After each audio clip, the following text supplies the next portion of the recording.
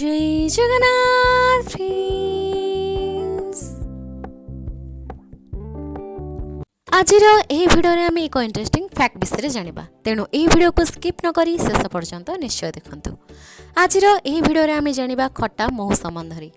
मिठा महू विषय प्राय समस्ते जानती एवं समस्ते निश्चित भाव में मिठा महूर स्वाद चाखिथिबे, किंतु आपण जानती कि दुनिया रे एपरि एक देश अछि जेउठारे खट्टा महू मध्य मिलिथाय। तेबे आसंत जानिबा केउं देश रे खट्टा महू मिलिथाय। महू हेउछि प्रकृतिर एक अमूल्य उपहार। महुमाछी माने सेमानकर कठिन परिश्रम माध्यम विभिन्न फूल मध्यरु मधु संग्रह करती, जहाकु कि महू बोली कहा जाय। तेबे एही खट्टा महू मध्य महुमाछीक कठिन परिश्रमर फल। एही खट्टा महू समग्र विश्व रे केवल गोटिए देश रे ही मिलिथाय, जार नाम हेउछि ब्राजिल। ब्राजिल देशर घन जंगल मध्यरु एही खट्टा महू प्राप्त होइथाय। ब्राजिल र घन जंगल रे मिलुथिबा स्टिंगलेस महुमाछी माने एही खट्टा महू संग्रह करती। एही महुमाछी माने गोटिए वर्ष रे मात्र किछि किलो महू तैयारी करिबारे सक्षम अटंती, तेणु एही महू बहुत क्वचित मिलिथाय। खट्टा महू मिठा महू अपेक्षा अधिक प्रभावशाली। खट्टा महूरे अनेक कर्कट विरोधी गुण रही। यह व्यतीत एथिरे एंटीवायरल, एंटीबैक्टेरियल, एंटीफंगल, एंटीऑक्सीडेंट आदि गुण रही। महूरे मधुरता मुख्यतः ग्लूकोज एवं मोनोसाकाराइड फ्रुक्टोज कारण होइथाय।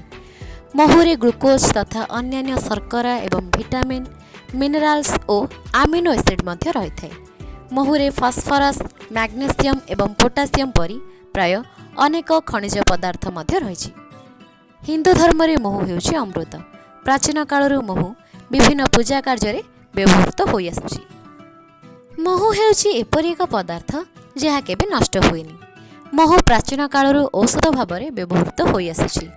महू को आयुर्वेद रे औषध रूप में सेवन करा जाय, कारण महूरे विभिन्न प्रकार औषधीय गुण रही, जहाँ आम शरीर पर लाभदायी होइथाय। महू सेवन करने द्वारा शरीर में अनेक रोगर उपशम मिले, तेणु महू सेवन करने स्वास्थ्य पक्षरे अत्यंत लाभदायी होइथाय।